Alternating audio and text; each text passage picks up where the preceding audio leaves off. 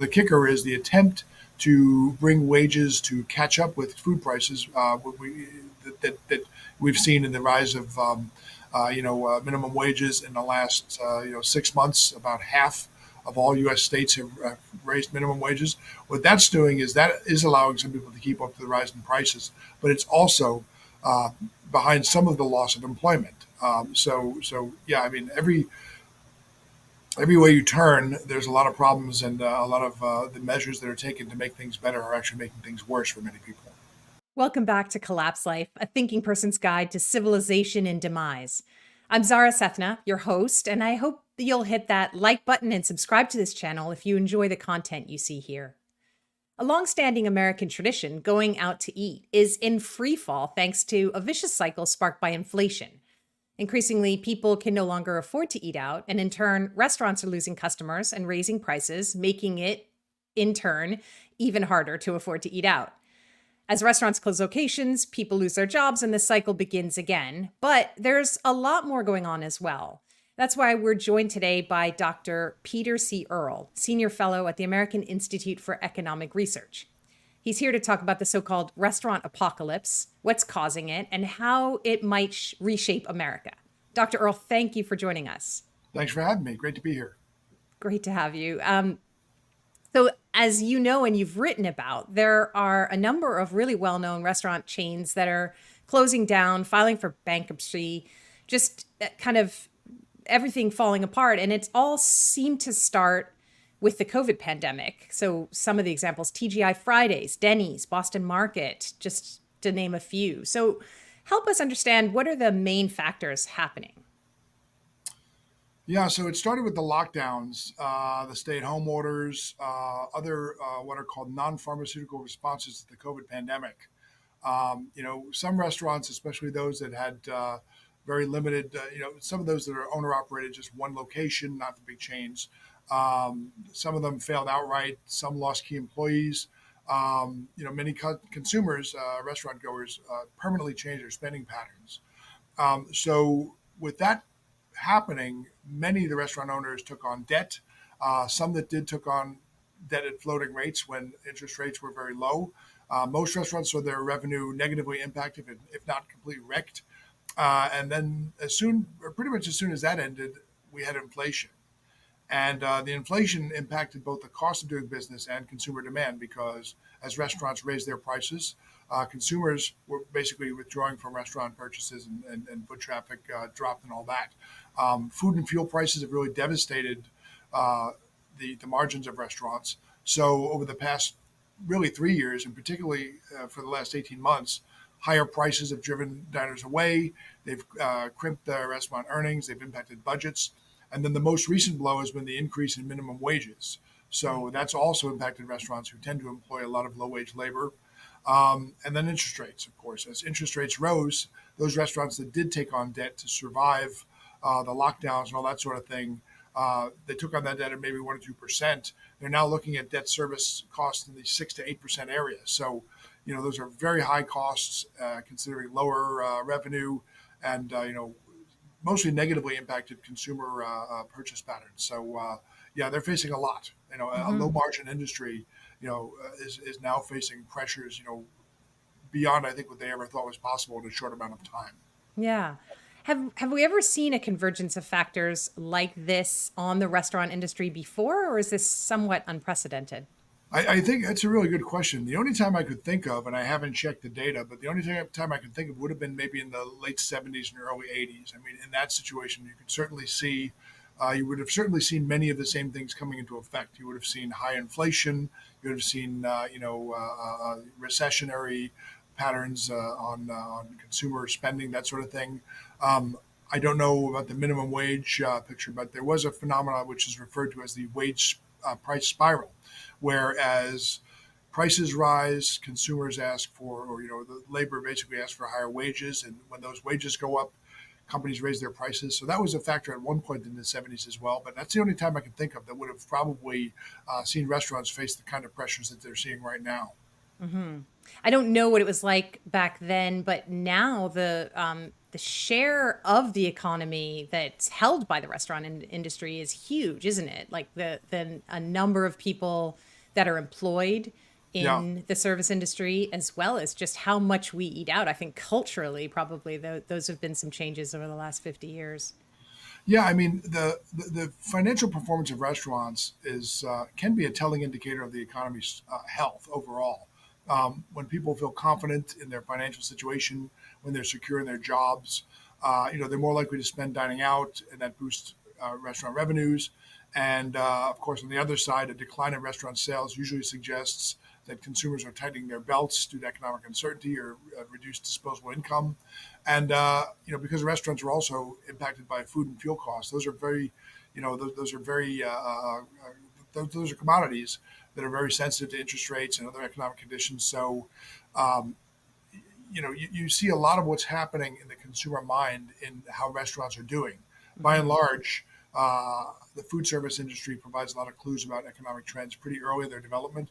But having said that, the industry is also very vulnerable to changing consumer preferences and the impact of innovation. So those there are aspects of the restaurant business that are they're not indicative of overall economic health. But I find it helpful to watch these things because they can sort of serve as the proverbial canary in the mine as to what's happening with consumer spending. And consumer spending is 70% of our measurement of GDP. So it's an important piece of the overall economic picture. Hmm. And so we're seeing this happen, and obviously, inflation and economic pressures have been growing, but we're now midway through 2024, actually Yep. kind of at a tipping point. Things are actually getting worse, and Yeah. people like you have been talking about this for a while, but for some people, it's kind of coming as a bit of a shock how much things Yeah. are escalating. So, what do you see happening? In the short to medium term? Are we going to see even more restaurant closures and a bigger knock on effect on employment? In the short term, I definitely think that the pressure is on the single or low number of location chains. If you're a restaurant owner that has one place or has two or three places, I think there's going to be a lot of pressure on those on those types of firms. The longer term changes will be more significant, I think. But since you asked about short term changes, I think small locations are going to feel the heat, and it's really important now. I have to say this in every interview I give that inflation falling, right? That number that like CPI that rose, year over year CPI rose up to like 9.1 or 9.2%, and now it's down to 3.2 or 3.3%. That's the acceleration in prices. That's not prices.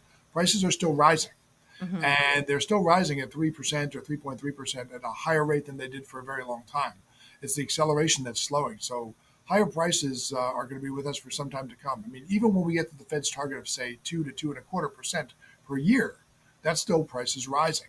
So falling inflation only means that the speed, if you will, or the acceleration of prices upward is slowing. It doesn't mean the prices are coming down. Now, in some places there are prices coming down, but I mean, for the most part, you know, consumers are still going to feel pressure even as the rate of inflation falls. Hmm. And food costs are certainly not coming down, or Yep. it doesn't feel like it. Yep. Yep. And wages haven't kept up with it either. So, it'd be one thing if food prices were rising and wages were rising at the same pace or even slightly faster, but that's not happening right now. Food prices are rising, fuel prices are rising, core prices, which are goods and services that are not commodity prices, are rising, and wages are rising more slowly. And the sort of the kicker is the attempt to bring wages to catch up with food prices.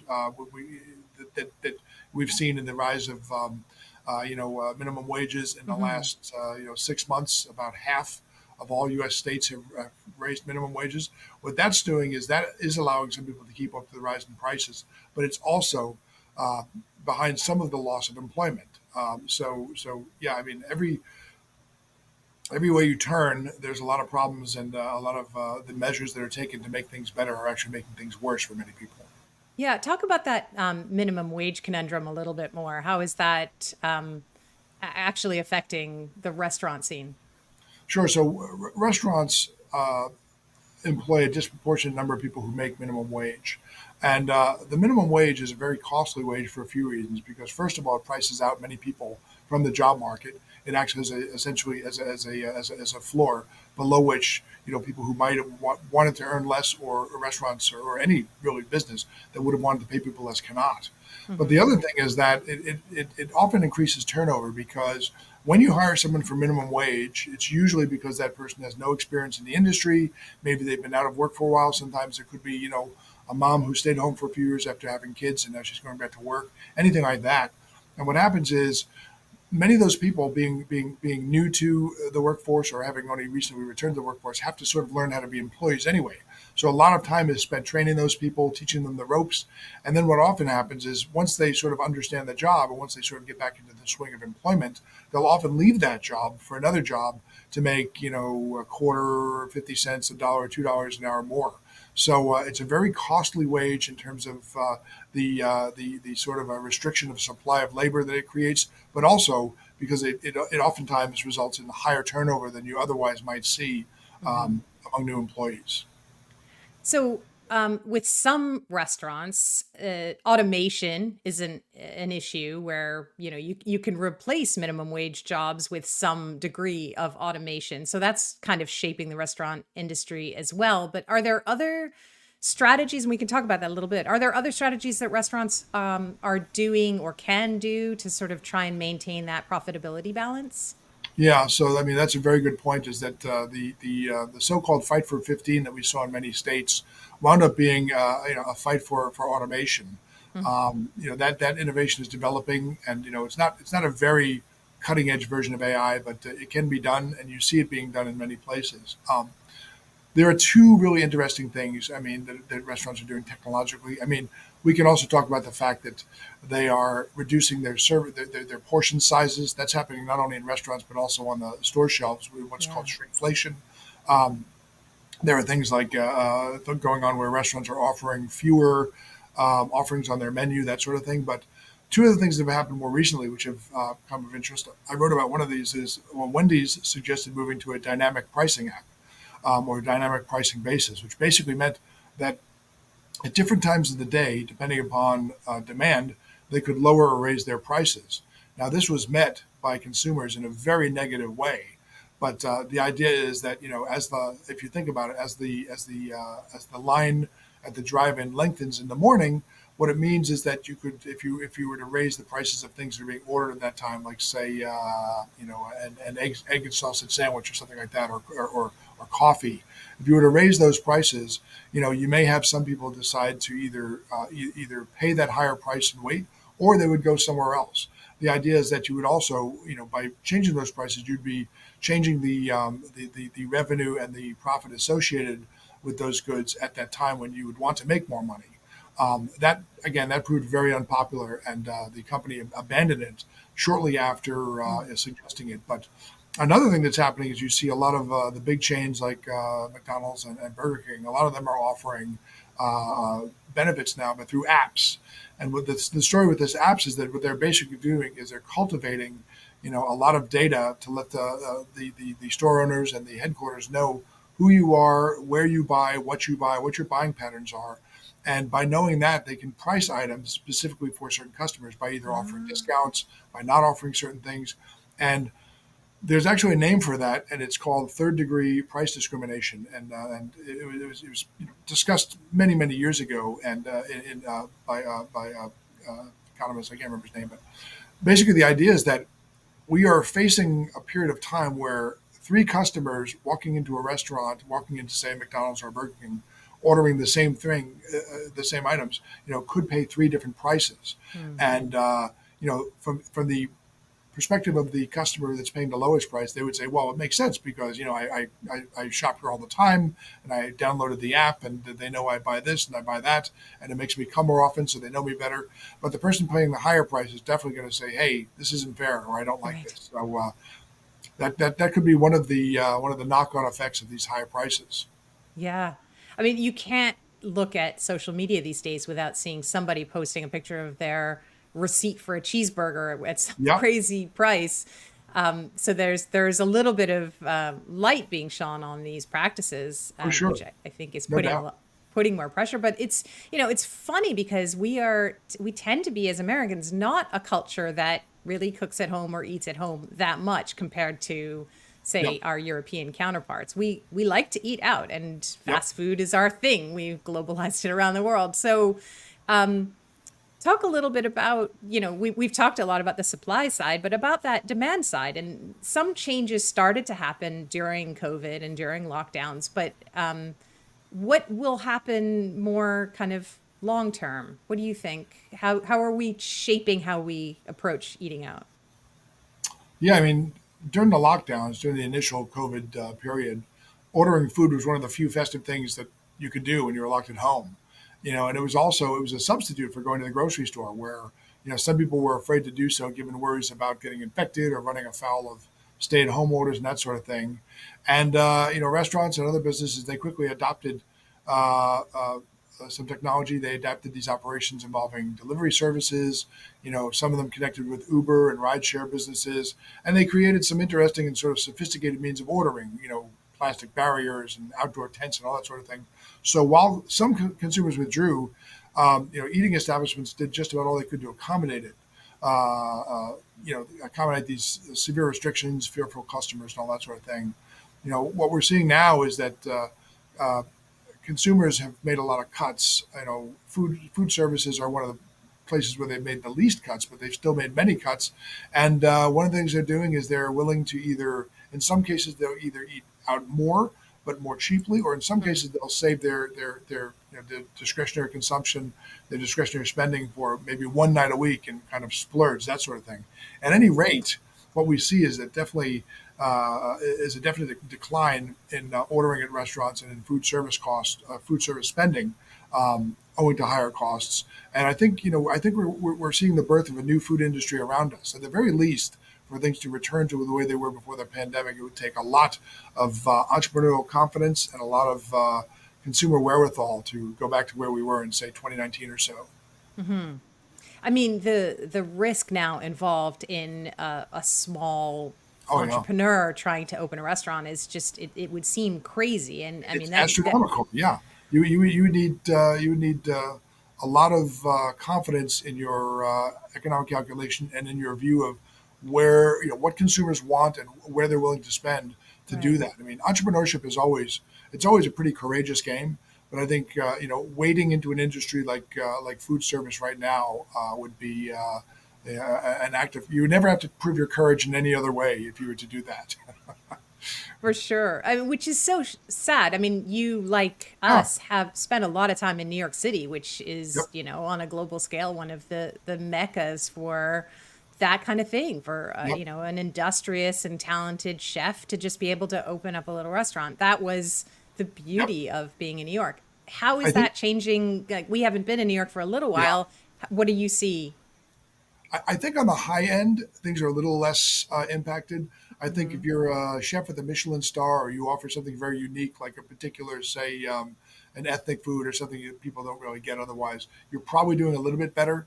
But for the very basic, and certainly, I mean, I don't mean at all to disparage this at all, but for the very, for the diner or for the one or two restaurant like New American, that kind of thing, Hmm. there's a lot of pressures, Yeah. and we see that not only in restaurants, but basically any businesses with small profit margins that are either dependent upon discretionary spending in a rising cost environment. They're in really unenviable circumstances right now. I mean, the only Hmm. industry I can think of that has it as tough as restaurants right now is probably movie theaters.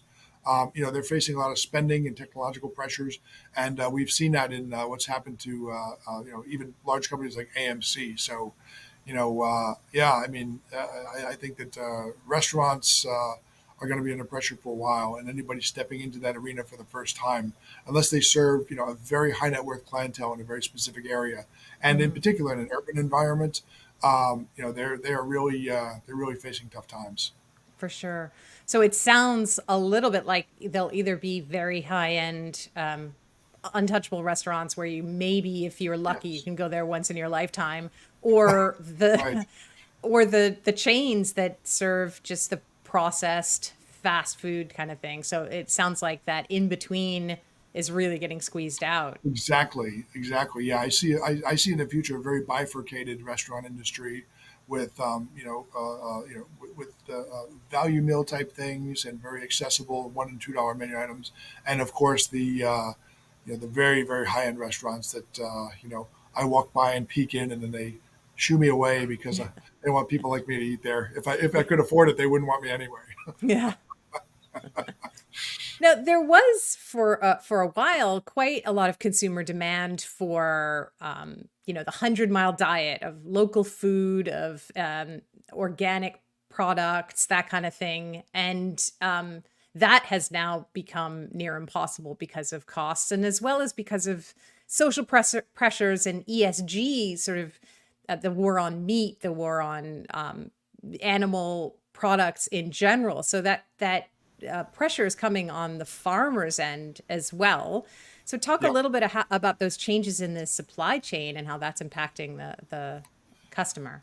Yeah, the pressure to bring sustainability measures to agriculture has resulted in a lot of costs as well, and that's at the very early stage of the food chain, a very early stage of what we would call in economics the term structure of production.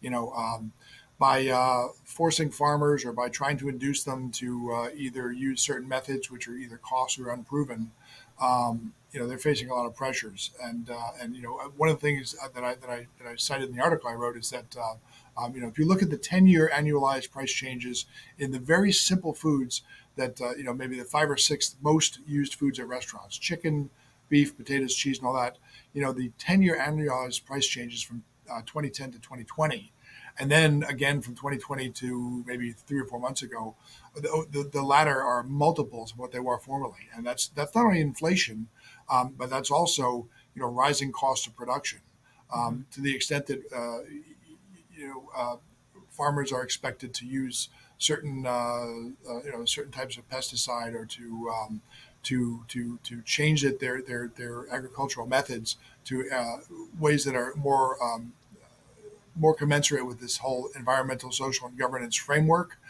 They're raising prices from the very short end, even before inflation, that sort of thing settles in. So yeah, cost pressures all around. Cost Hmm. pressures in production, transportation, retailing, marketing and advertising, that sort of thing. So yeah, it's not a great time to be a business person right now. Yeah. And, you talked a little bit about movie theaters. Yeah. Um, so restaurants, movies, the classic American kind of Yes. way to enjoy ourselves on the Common, weekend. common pairing. Yeah, I know that's true. Yeah. What Yes. other industries? Oh, sorry. Go ahead before I go on my next question. No, other industries, the two that again pop into my mind are restaurants and movie theaters.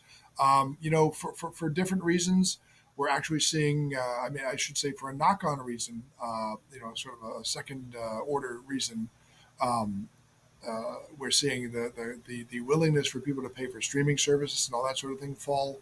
I know a lot of people are abandoning those. A lot of people are getting rid of their cable TV subscriptions and going to a purely streaming model. Some people I know are saying YouTube is good enough for me. And God forbid we pick up a book once in a while, but a lot of that is happening because of the costs everywhere else in life. I mean, certainly people have cut back on the restaurant going, because of higher prices. But Yeah. if your alternative is shopping in supermarkets and eating at home more, those prices are up too. And the fuel to drive to the supermarket, those prices are up too.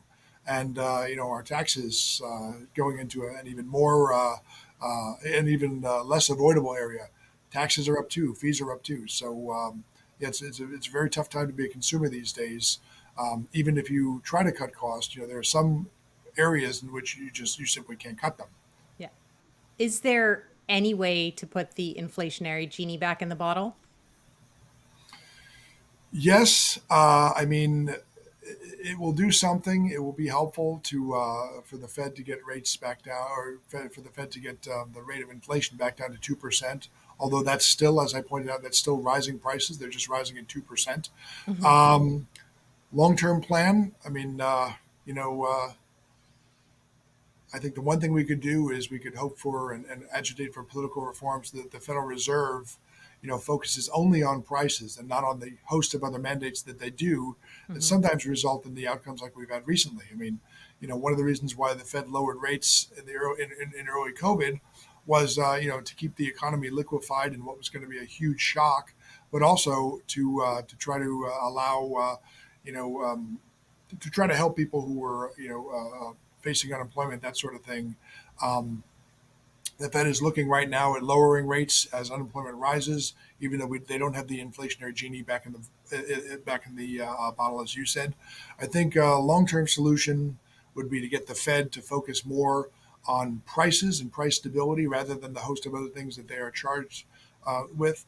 And then, yeah, I mean, if I were to put on my my theoretical hat, I mean, return to some sort of a commodity standard eventually, whether that's gold or silver, even a rule based rather than discretionary monetary policy system would be better.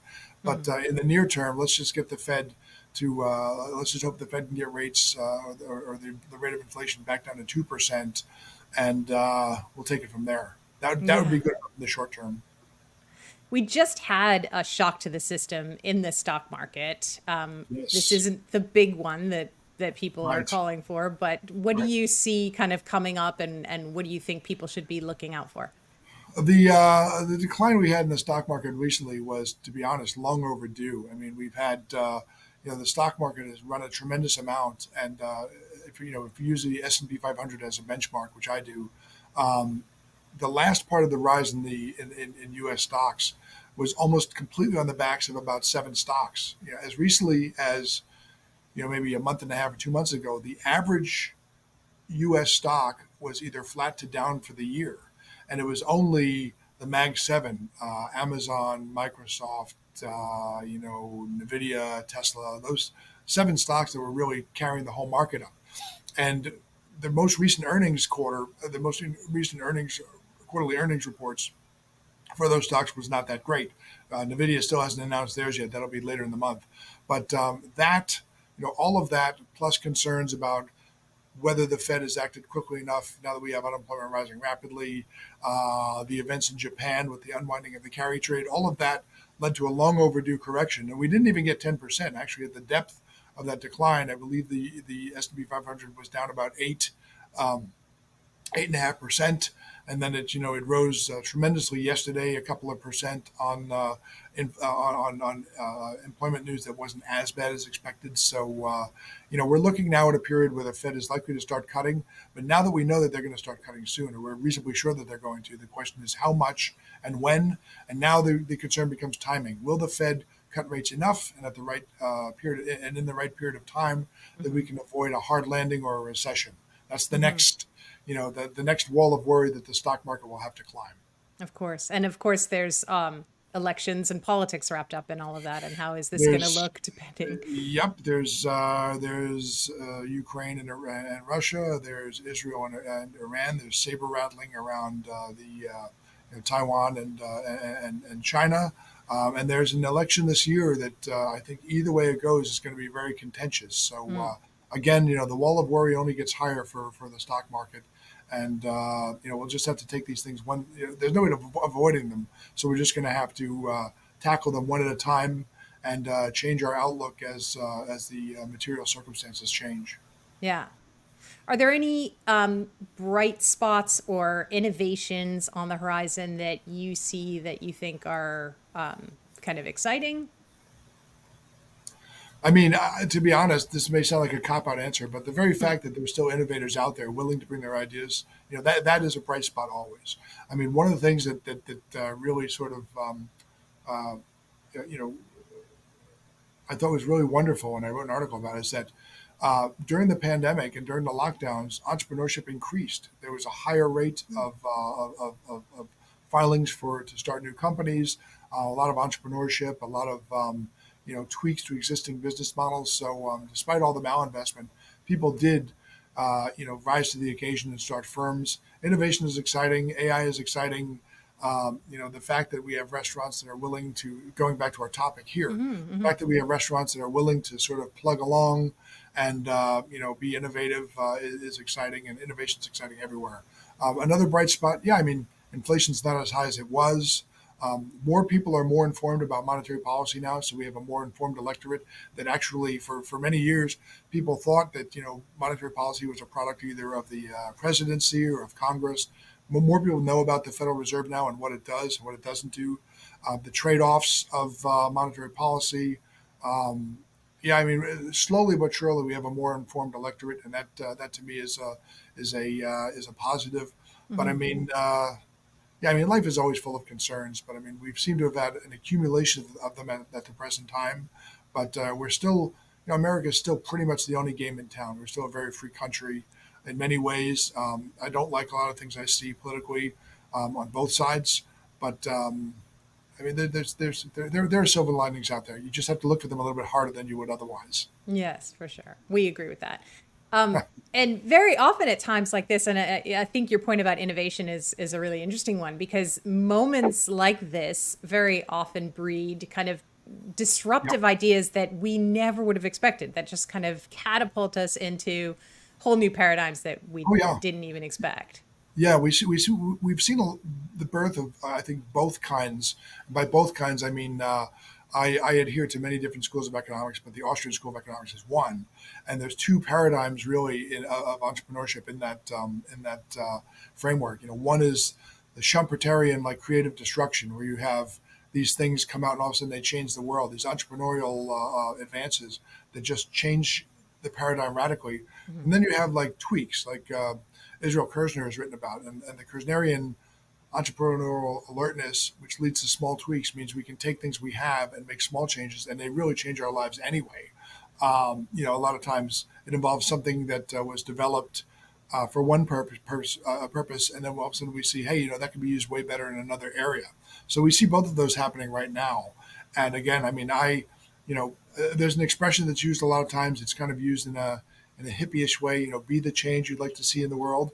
Yeah. Entrepreneurships do that. Entrepreneurs and entrepreneurship does that. They want to see change, and they dip into their own pockets and into their own time, and they consume resources in the pursuit of a better world, a different world, and it's hard to complain about that. It's hard for me to find any downside to entrepreneurship in any context.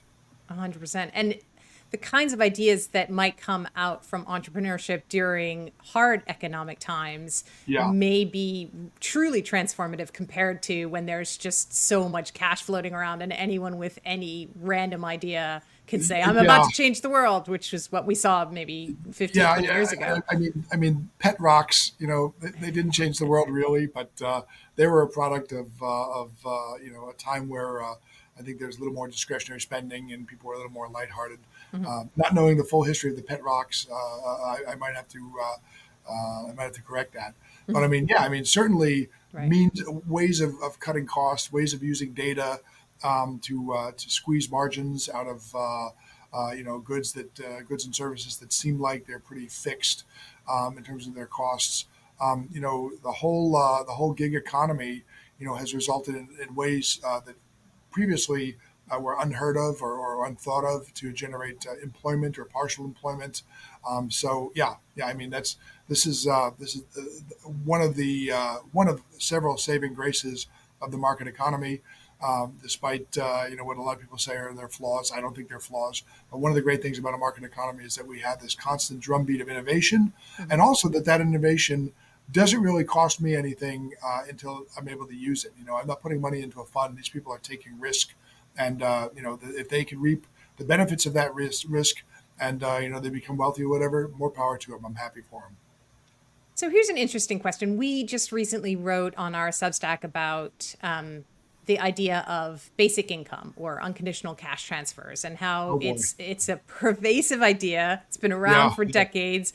yeah, They've tested it around the world, and yes, still it hasn't been taken to scale. One of the yeah, arguments for a basic income is that it would give entrepreneurs that cushion that they would need to be able to take a risk and open a restaurant or start a business or whatever. And we haven't really seen that. I mean, the latest example of a study that came out, they gave 3,000 people $1,000 a month, and none of those people started a business. None of those yep. people even went out and really got another job. So, what are Mhm. your thoughts on the whole boondoggle of basic income? Boondoggle is the right word. Universal basic income is an idea that's been around for a long time. It has been it comes mainly from the left, but there are definitely some right sources which have supported the idea as well. And I mean, so first, oftentimes I'll hear people say UBI or universal basic income, and I'll say, yeah, but to everybody, but this group of people or that group of people, UBI would have. I mean, by definition, UBI would be offered to everyone, Right. wealthy, not wealthy, employed, unemployed, all that sort of thing. So the idea that it might lead people to be more entrepreneurial or it might increase earnings in this area and that, all of those fall short. And of course, I think you're referring to the National Bureau of Economic Research study that came out not long ago, Hmm. which basically said that people are human. People are people, and people respond to incentives, and they have different values, and they respond to different nudges, if you will. But most of those people didn't become more entrepreneurial. They may have spent a little more money, but I mean, what we find is that this idea that with more money people would necessarily work longer or harder, it just doesn't show. I mean, Hmm. it doesn't respond to theory, and it doesn't show up in practice when there have been experiments. The other thing is that that kind of a boost to the economy, that sort of income, which doesn't result from any sort of any sort of economic activity, would over time exert inflationary pressures. I mean, that was 2 years ago. I wrote an article in which I said that this effect, if it had been done, if this idea that we were going to forgive all student loans overnight were to have been accomplished, what would have happened is you would have suddenly had an explosion of discretionary income, which probably would have had an inflationary effect. People spending all that money suddenly that wasn't formerly in existence would push up on prices. And the other thing is, of course, this money doesn't come from nowhere. It comes from one of three places. The money that would be spent on UBI payments would either come from taxes, it would come from money printing or expansionary monetary policy, or it would come from floating more debt, all of which have long-term effects, and some of which would affect us in the short term. So it's a nice idea, but I mean, it's really the explosion of welfare state policies, and it would have many kickback effects, many knock-on effects, some of which we can't even anticipate. Yeah. Higher prices, more long-term costs for our forebears or for other parts of society. So it's a nice idea. I don't really. I mean, there's philosophical reasons to oppose it too, but it's kind of a non-starter, I think. Yeah. I mean, the unanticipated consequences come right back to what you were just Yep. saying about minimum wage. You're Yep. you're trying to increase the amount of money that people can make working at the lowest end jobs, and Right. what happens is there are fewer jobs to go around, and people are actually losing out rather than You, gaining. I have a colleague, and his theory was that if UBI were successful, what we would generate is a lot of terrible arts and crafts that people would generate. There would be an explosion of I'm not an art connoisseur by any means, but there would be an explosion of just really bad painting, really bad pottery, that sort of thing. I thought that's kind of a funny effect. Now that would That probably be is the most innocuous of the right. knock-on effects, but it still would be one that we would see probably in our everyday lives. So Yeah. I thought So that we was should kind of fun. all. That is funny. So we should all Yeah, go and invest in paintbrush companies right now. right. Mike, what is it? Michael's Crafts, one of those publicly traded Exactly. companies. Joanne's stock is Right. gonna Fabrics or rise. whatever. Right. Exactly. That is funny. So I want to bring it back to our topic of Sure. restaurants, just to say we had talked a little bit about some of the short term impacts, but and you had said you may have in mind some of the longer term impacts, and Yeah. I want to also kind of just go back to the idea that it feels like we are going to see widening inequality, and just the idea that only a few can eat at high end restaurants and everyone else is only has the choice of eating at the low end fast food is just one Yeah. indicator of that. Is that something that you're seeing or would agree with? I think that will be the structure of the industry. I think if things continue like this, the winners, if you will be, either the one or two off, expensive restaurants where people know what they're getting into and they cater to a higher net worth customer, or the really big firms, with, I'm talking, of course, about the massive global fast food firms, with more pricing power, and the outcome of that will be less consumer choice, higher prices broadly, and additionally fewer jobs. There'll be fewer opportunities for people. I mean, Hmm. my kids have worked in the food service industry while they were either waiting to go to college, and it's a great experience, and there'll be less of that. Yeah. I think technologically, what we're going to see is we're going to see much more data intensive processes. I mean, I could see a day where, you know, any chain restaurant, it will be a matter of fact, essentially, that you need to have the app, otherwise you'll pay ridiculous prices. And when you have the app, your data, your patterns, what you order, when you order them, all the stuff I mentioned previously is going to be tracked very closely, and Hmm. you're going to have a very customized pricing structure. And what that means is, again, the two or three people standing at the counter of a restaurant, or receiving their bill, having ordered the exact same items, will pay different prices. And again, there's sort of an assumption that prices should be the same for every customer. That's probably an unfounded assumption, given the fact that we know that mechanics charge different rates to repeat customers and to Hmm. one-off customers. But I mean, I think that's an inevitability going forward, and that's something that consumers more broadly, actually, not just restaurant customers, should prepare themselves for. Right. There's also the other sort of maybe more dystopian side to that, where the powers that be might say, Zara, you've had enough beef this month, so you can't order that hamburger. You have to Yes. have a salad, and it's just not available in my app to even click on. I don't know if that's something that you're subscribed to, but it's possible. So, I mean, rationing there's two ways of rationing, right? One is using prices in a market system. The other is by force. And Hmm. the prices that we're seeing in restaurants and the prices we're seeing on store shelves are effectively rationing, although we don't feel them in the sense we usually use that term wartime, or Hurricane Sandy, natural disaster kind of things. But I mean, conceivably, if there's more pressure on certain industries, or certainly if government winds its tentacles more into the food service industry, or further back into agricultural production, into the wheat and grain business, that sort of thing, yeah, we could see something like that. We could see, maybe not mandated, but at least very sort of like, highly encouraged limitations on how much beef is served, or how much per capita intake of chicken, or things like that are permitted. Yeah. And it sounds, you mentioned the word dystopian. I completely agree.